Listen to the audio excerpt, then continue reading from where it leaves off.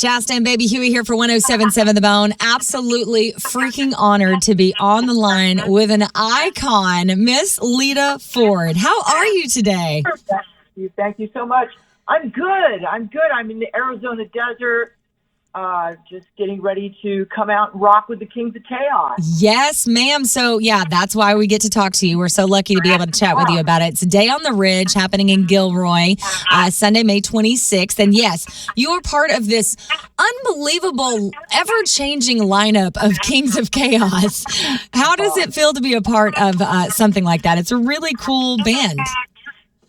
It's a cool band. The last time we played was at the Indianapolis 500, and all kinds of people.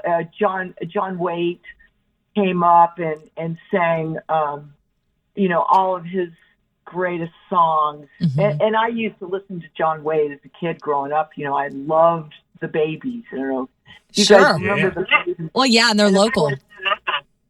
Oh, are they? Mm-hmm. Oh, cool. Yeah, that is really, really cool. It's funny that you said that because I was actually going to ask you who you grew up listening to because I grew up listening to you. You were my first. I didn't know what a girl crush was at the time. I guess I shouldn't say it that way. But you were my first girl crush. I had your poster on my wall. I went as you for Halloween when I was little. And then I went as you for Halloween about 8 years ago, maybe something like that. So I had this gorgeous blonde wig and I had this like studded bra and I was totally Lita'd out. My husband was Rob Halford. Oh, wow. Cool.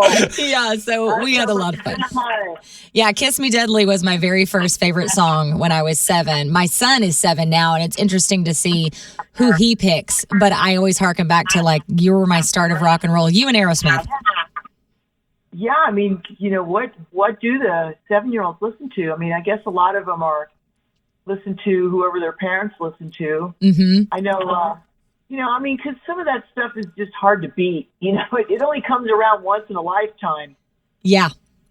So, you gotta give it all. I think you'll approve. My son's favorite band is Iron Maiden. Oh, nice. That's badass. Yeah, he wears like an Eddie sweatshirt to school, and I'm like, is that good parenting? Because I'm rolling with it. Absolutely. It's fantastic parenting. Thank you. So, Lita, I mean, we're so excited to have you come back to the Bay Area for Day on the Ridge, dayontheridge.com for tickets. Kings of Chaos. So I'm on the website here, and it says a killer lineup of rock and roll royalty.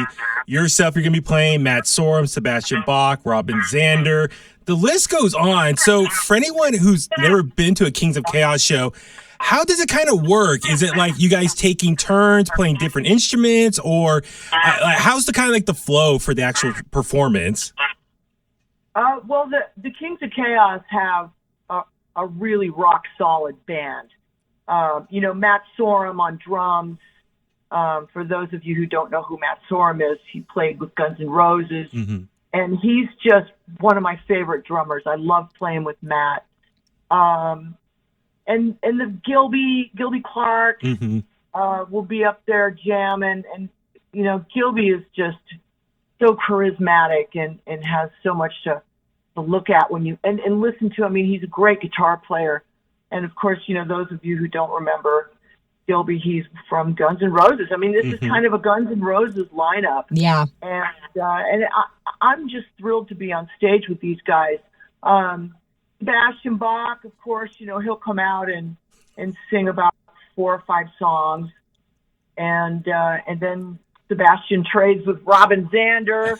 Robin Zander will come out and sing about 4 or 5 songs. And then me, and I come out and sing about 4 or 5 songs. So, I mean, it's a lot of fun. The guys are great. The band is great. It's a serious show. And, of course, Day on the Ridge, it's a fundraiser for St. Joseph's Family Center. So it's a family fundraiser. I mean, come on, mixed with rock and roll. Yeah.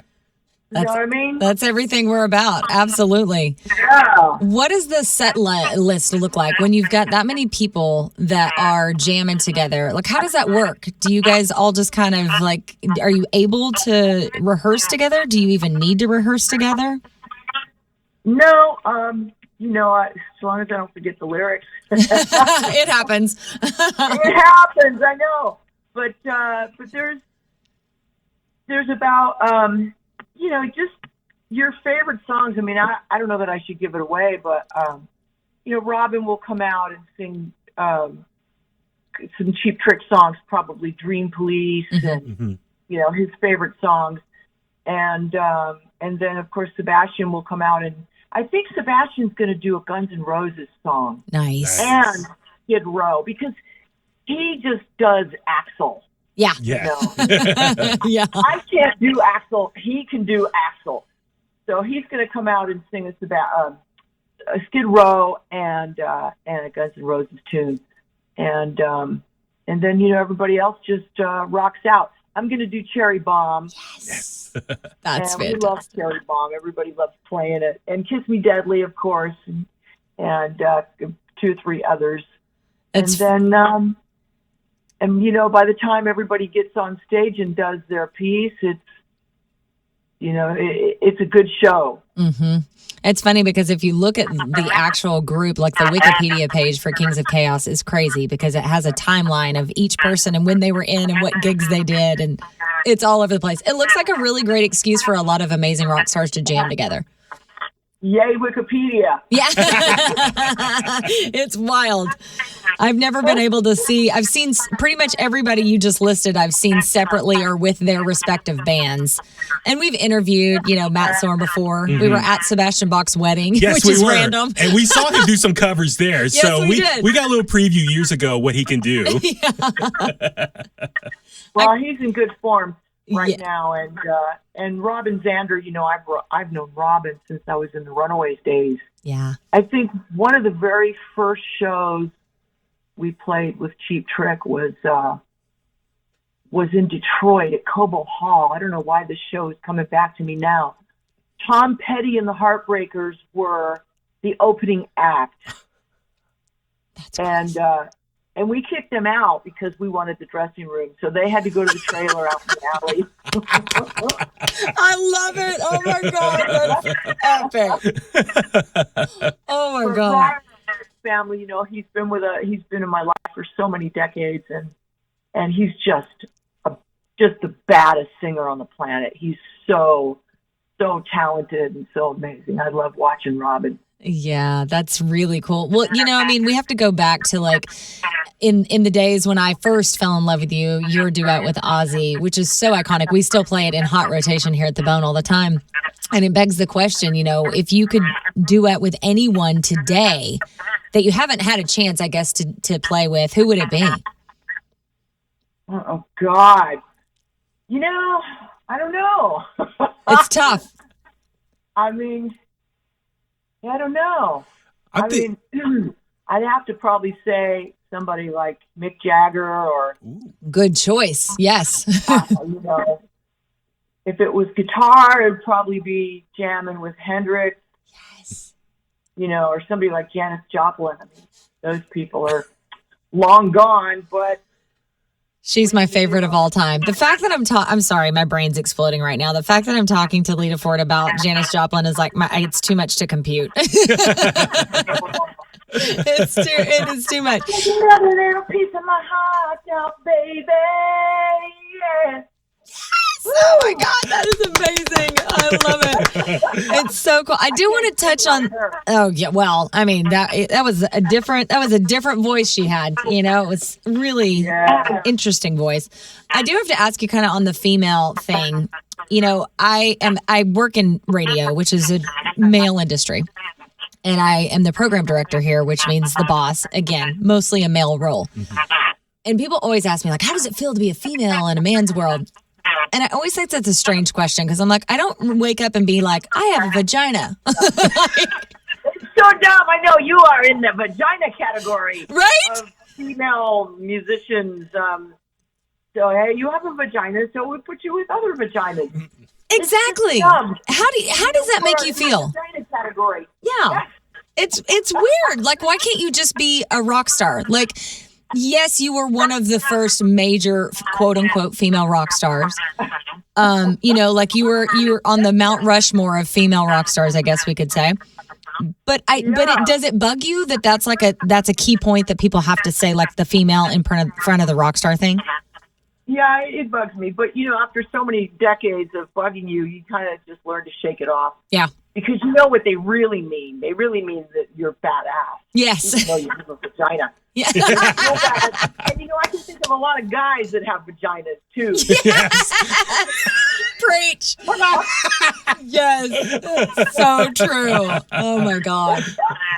Well, so Lita, for yourself, what does it mean for you? For Chasta and I, there are so many bands, active bands going on that we love and support. You look at bands like Hailstorm, Evanescence, a lot of, female-fronted bands, and you were that trailblazer for them. So what does it mean for you that a lot of these bands today can thank you for opening the doors for them to walk through? Oh, that's wonderful. I mean, I guess somebody had to carve out a path somewhere and say, hey, try this one. Yeah. I'm just, it's just good to be Lita. And I love being Lita, and I love playing guitar, and I love to sing and be on stage with all these wonderful musicians. And I'm grateful for that. Mm-hmm. Yeah. I have you to thank for rock, but I also randomly have you to thank for tattoos, because I remember the poster on my wall that was the rose tattoo. Oh yeah. And I was like, because again, I was a wee little one, but I was like, I will be her. I never picked up the guitar, but I have 7 tattoos, if that means anything. Oh, that's cool. It's not very many. How many tattoos do you have? Do you even know? I don't have that many. Really? And, you have almost sleeves, though, don't you? No, I just have big ones. Oh, big ones. Okay. Yeah, that's fair. Big ones on the right, and then you have some down your arm, if I remember right. I've got, you're making me think about it now. I've got one on my arm. It's the Black Widow hourglass. Mm-hmm. And then I've got one up on my shoulder and one up on the other shoulder. Yeah. I am officially inked. Yeah. Yes, you are. When was the last time you got a tattoo? Oh, God. I don't know. Long time ago. You have any interest in getting more? Yeah, probably. Yeah. We'll go get matchies. Yeah. So, no. Yeah, why not? I love it. So, Lita, Chasta and I are curious, though, what's kind of next for you, new music-wise? I know I was kind of looking at some earlier stories from last year, and you were teasing that you're going to have new music March of this year. Here we are in May. What's kind of the latest of a new album or new music from you? Well, what's happening right now is we're in negotiations with a record company. I don't want to say who, but we're hoping, I don't know. I mean, these negotiations can be something that just goes boom, boom, and it's done, or they can take a while. So I think we're over the worst part of it. They're never fun for me. Yeah. So we're over the the most of it, and hopefully it's all downhill from now on. Mm-hmm. We're closing in on the summer, so I don't think there's going to be a summer release. Okay. So I could probably rule that out safely. But I don't know. From that point, I don't know. Whenever you write for your albums, do you write alone? Do you have partners? Do you write with a band? Like, what's your thing? You could write a song sitting in the Walmart parking lot. It really doesn't matter. Yeah. If you're with someone who is a professional songwriter, then of course you want to focus on that person and work together. But sometimes you just think of stuff, a riff, a lyric, a melody in your head, and you got to put it down right away because it changes in a matter of seconds. Mm. And if you don't put it down, sometimes I'll whip out my cell phone and just turn on the voice memo. Yeah. Okay. Yeah. We were just about to say that. We hear that a lot when we do interviews. Yeah. Kirk from Metallica and Lars. I think they've told us before. They use their cell phone, their iPhone right on the spot just to record a riff or a melody in their head. Yeah, because it changes that quick. And once you get it and you're on it, you're like, oh, that's really good. I got to put that down. because tomorrow I'm going to come back to the same place and time, and I'm not going to remember how it went. Yeah. Do you ever wake up in the middle of the night? Do you like dream a song or dream a melody? Oh yeah, I dream a lot of cool things. I love my dreams. I mean, they're artistic, not always. Yeah. But they can be. Like you'll dream piece of merchandise or something. Like, oh, I got to put that on a T-shirt. Yeah. That was cool. That's awesome. Buy it or taking a mental note is not the same as getting an actual piece of paper and a pencil and just scribble it down. Yeah. So you can look at it and just think, oh, that's what I dreamed. That's cool. That's cool. Are you an artist too? I don't think I am, but yeah, I mean, you have to be. Yeah.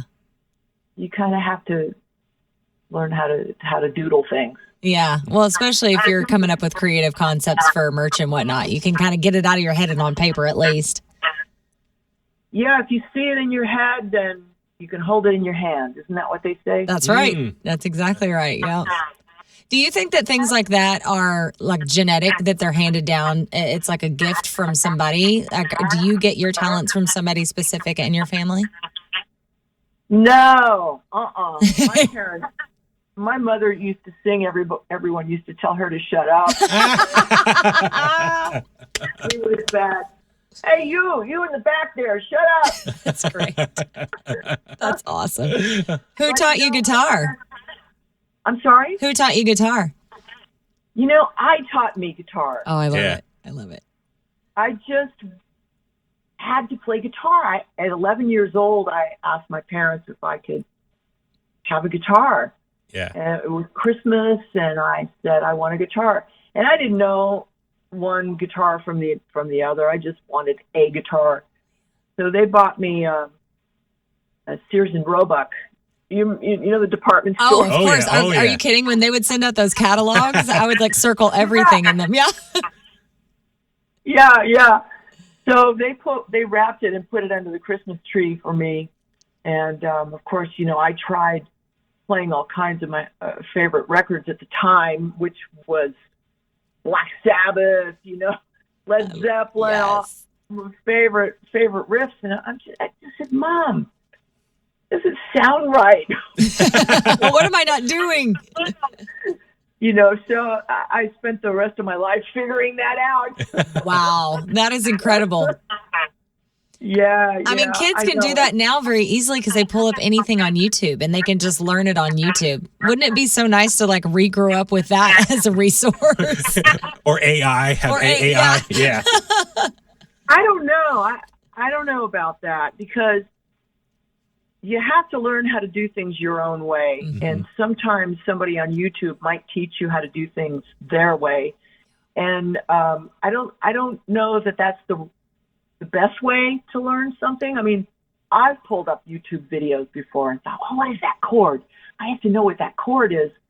Like it's something crazy, like the Backstreet Boys or something. Yeah. What is this playing? Or 5 SOS or one of those cute bands. Yeah. And I'm just like, what is that? Oh, F sharp minor, really? And so I'll pull up YouTube. But when you want to learn and you want to develop your own style, I don't know that that's the way to go. I think listening to the music that you love is the way to go. Mm-hmm. And you can always learn by ear. Mm-hmm. And I think the YouTube videos kind of take away some of that learning by ear, learning by sound and tuning and different tunings, and how is the guitar tuned compared to this song? Because some people tune down a half step, others tune down a whole step. Right. And, trying to develop the ear and listen to what you're hearing so much as somebody showing you. Is that how you create your tone? Because I saw an interview you did in the 70s. You were trying to really get your guitar tone in the Runaways, and you said like the Marshall JCM 800 wasn't made until the 80s, and so you really wanted like that sound that the Marshall eventually created. But is that how you would just tinkle around in the studio and try and get that perfect tone? You have to. Excuse me. You have to mess with things. You have to rip things apart and put them back together. And rock and roll is not politically correct. So if somebody says to you, "Oh, don't put that wire there," or "Don't stick that in the hole," just stick it in the hole. You want to see how it blows up. If you do, you want to put those wires together and let them hang and do all those things, that everybody tells you not to do. It's like, Mom told me not to do this, so I'm going to do it. Yeah. And see what happens. And it's just a good way to learn. Yeah. And develop. Oh, it makes this noise. Oh, okay. Well, what am I going to do with this noise? We could do something with this noise. You know what? Now everything's so clean and digitally processed that you can take noise out. Mm-hmm. And I feel like I'm the opposite. I want to put the noise in. I want it to hiss. I want it to feed back. I want it to make electrical sounds. Sometimes at some of these shows, my transmitters, and I'm sure Metallica have a lot of these stories too, but these wireless units pick up a lot of the local radio stations, which is hysterical. So sometimes you got a mariachi band coming out of your marshal from somewhere down the street. Oh my God. I've heard that before, actually. That's funny. Yeah, a truck driver or somebody talking, That's crazy. You got to tune that out. Guy down the road's like 10-4 in your ear. 10-4, Lita Ford. That's so crazy. It's in the Runaways days, we never had wireless units. We would just use cables. Yep. Yeah. Everything was plugged in, which I'm good with. Either way, I don't care. Yeah. Going back to the Runaways days, like when you look back and, these stories are told now on film, is it surreal to you to kind of watch back your life in that way? No. No? It's not surreal at all, no. I mean, I've always had the greatest drummers ever since the Runaways days. I mean, Sandy West was one of the greatest drummers. Yeah. Mm-hmm. And her and I had a great time in the band. Sometimes I would pick up the bass and I would jam with her on bass. So much fun. And she was a big Deep Purple fan. I was a big Deep Purple fan. So she knew all the licks. I knew all the licks. And, we just really had magic on stage. Mm-hmm. And of course, Cherie Curry will always be my lead singer. Yeah. I love her, and it's a love-hate relationship, but I still love her.